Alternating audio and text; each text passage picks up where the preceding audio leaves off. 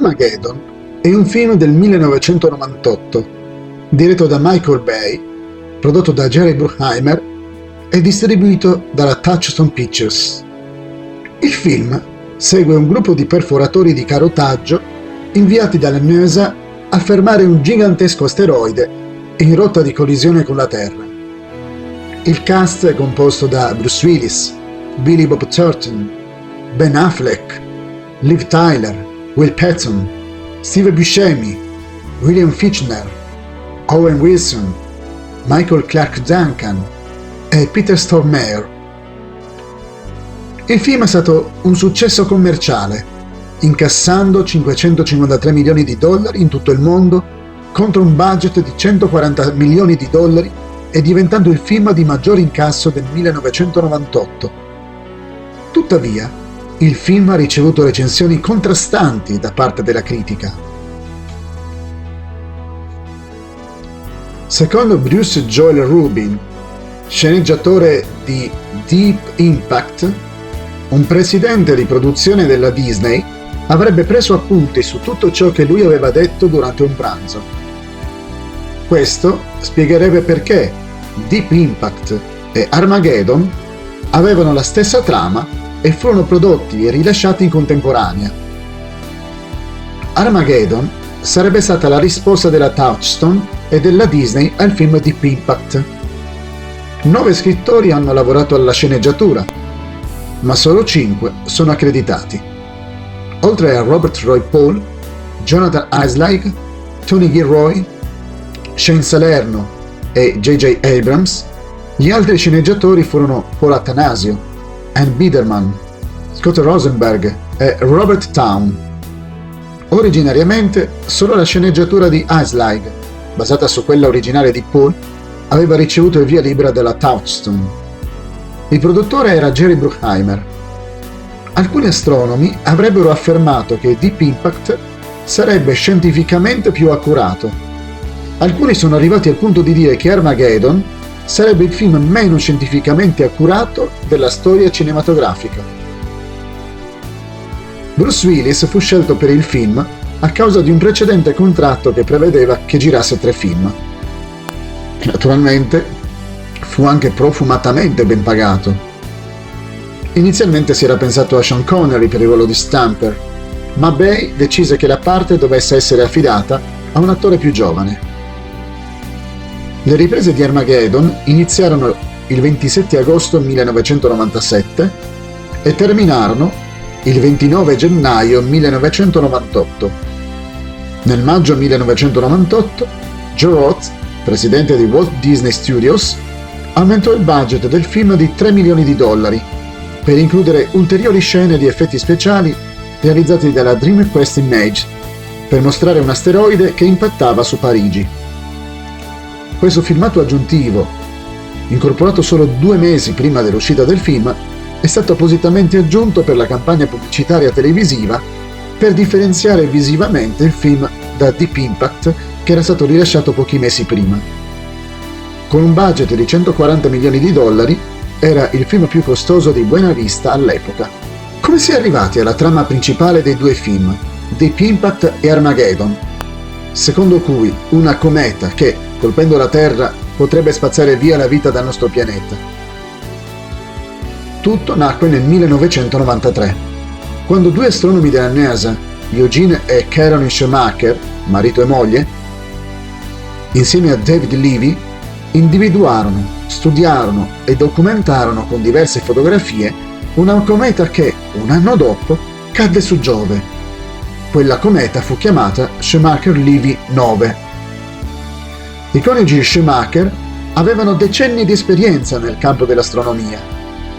I loro accurati studi attrassero gli studios di Hollywood. Entrambi i coniugi Schumacher furono assunti come consulenti per i 2 film. Questo spiega davvero perché hanno la stessa trama e perché furono girati in contemporanea, per poi uscire entrambi nel 1998, a pochi mesi di distanza l'uno dall'altro. Peccato che Gene Schumacher sia morto nel luglio 1997 e che non abbia mai potuto vedere con i suoi occhi i risultati delle sue consulenze. Armageddon uscì il 1 luglio 1998 nei territori degli Stati Uniti e del Canada. In Italia arrivò poco tempo dopo, anticipato dal singolo I Don't Want to Miss a Thing degli Aerosmith, insieme ad altri brani. Inoltre, il titolo del film fu prolungato, diventando Armageddon Giudizio Finale. Ci si domanda perché, per coerenza, il nome del film non sia stato trascritto nella forma italiana più corrente, ovvero Armageddon. Comunque si scriva e si chiami, il film fu il più visto nei cinema di tutto il mondo. Al secondo posto troviamo Dr. Dolittle. Quanto a incassi, si fermò al secondo posto, preceduto da Salvate Soldato Ryan. Le recensioni di Armageddon dell'epoca erano contrastanti. Molti restarono sorpresi nello scoprire che erano stati presentati due film ad alto budget dalla trama identica. Di solito i produttori cinematografici producono un solo film ad alto budget. Un eventuale secondo film simile è solo un clone mal riuscito. Si pensi alla lunga lista di film a basso budget dell'Asylum. Alcuni critici cinematografici hanno detto che Armageddon ha un ritmo furioso. Rotten Tomatoes ha definito il film marcio. Qualche critico ha affermato: film bello da vedere, ma intelligente come l'asteroide che funge da antagonista. Armageddon riassume perfettamente l'eredità cinematografica del produttore Jerry Bruckheimer e del regista Michael Bay. Roger Ebert, critico cinematografico e sceneggiatore americano, ha dichiarato: il film è un assalto agli occhi, alle orecchie, al cervello, al buonsenso e al desiderio umano di essere intrattenuto. Per lui, Armageddon sarebbe stato il peggior film del 1998, seguito da Spice Girls, il film, che in realtà era uscito nel 1997. Secondo un altro critico cinematografico, Gene Siskel, il film è molto intenso e divertente. Todd McCarthy di Variety ha detto: gran parte della confusione, così come la mancanza di un ritmo drammatico o di uno sviluppo del personaggio, deriva direttamente dallo stile di Bay, che assomiglia a una mitragliatrice bloccata nella posizione di fuoco per 2 ore e mezza. A distanza di 15 anni, nell'aprile 2013, finalmente Bay disse la sua. Dovevamo girare l'intero film in 16 settimane. È stata un'impresa enorme. Non era giusto nei confronti del film. Rifarei il terzo atto se mi fosse possibile. Ma lo studio ci ha letteralmente portato via il film. È stato terribile. Il mio supervisore agli effetti visivi ebbe un esaurimento nervoso, quindi dovevo occuparmene io. Chiamai James Cameron, a cui chiesi: come riesci a fare da solo tutti gli effetti speciali? Ma il film andò bene. Qualche tempo dopo aver pronunciato queste parole, Bay specificò che stava parlando del montaggio, non di tutto il film. Per la prima volta nella storia cinematografica, la NASA fu coinvolta nella produzione di un film, Armageddon. Comunque, Bay ha ammesso che la premessa centrale del film, ovvero che la NASA potrebbe effettivamente fare qualcosa in una situazione come questa, era irrealistica. Inoltre, il più grande asteroide potenzialmente conosciuto ha un diametro di soli 7 km, mentre l'asteroide del film è descritto enorme quanto il Texas. Verso la fine dei titoli di coda si legge: la cooperazione e l'assistenza della National Aeronautics and Space Administration non riflettono un'approvazione dei contenuti del film o il trattamento dei personaggi raffigurati in esso. Che dire della bomba atomica utilizzata per tentare di distruggere l'asteroide? Il Daily Telegraph dice: un'analisi matematica ha rilevato che, affinché l'approccio di Willis fosse stato efficace, avrebbe dovuto essere in possesso di una bomba H 1 miliardo di volte più forte del Big Ivan dell'Unione Sovietica, il più grande mai fatto esplodere sulla Terra. Stimando le dimensioni, la densità, la velocità e la distanza dell'asteroide dalla Terra sulla base delle informazioni contenute nel film, gli studenti post-laurea dell'Università di Leicester hanno scoperto che, per dividere l'asteroide in 2, liberando entrambe le parti sulla Terra, sarebbero richiesti 800 trilioni di terajoule di energia. Al contrario, la produzione totale di energia di Big Ivan, che fu testata dall'Unione Sovietica nel 1961, era di soli 418.000 terajoule. Ben Affleck ha detto di aver chiesto a Michael Bay perché fosse più facile addestrare i trivellatori di petrolio a diventare astronauti piuttosto che addestrare gli astronauti a diventare trivellatori di petrolio. E mi ha risposto di stare zitto. Quindi il discorso finì lì. Secondo Neil deGrasse Tyson, il recentissimo Moonfall 2022 sarebbe riuscito a violare più leggi della fisica per ogni minuto di qualsiasi altro film mai realizzato. Pertanto, sarebbe il film meno accurato dal punto di vista scientifico. Armageddon sarebbe passato quindi al secondo posto. Il film Armageddon ha ricevuto candidature a decine di premi internazionali. Delle 4 candidature ai premi Oscar non ne ha portato a casa neanche una. Il brano I Don't Wanna Miss a Thing, scritto da Diane Warren, ha ricevuto premi contrastanti. Da una parte è stata considerata la miglior canzone ai Grammy Awards, agli MTV Movie Awards e in altre premiazioni.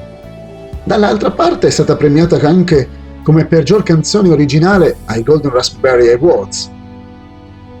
Visto che parte del film è ambientata nello spazio, è interessante che fra le candidature troviamo il Golden Satellite Awards e i Saturn Awards. In contemporanea con l'uscita del film, nel 1998 furono rilasciati il modello della navicella spaziale e l'armadillo del film. Per qualche tempo Disneyland Paris ha ospitato un'attrazione intitolata Armageddon les effets spéciaux. L'attrazione simulava la scena del film in cui la stazione spaziale russa viene distrutta. Per qualche tempo, anche Michael Clark Duncan condusse uno show a bordo della giostra.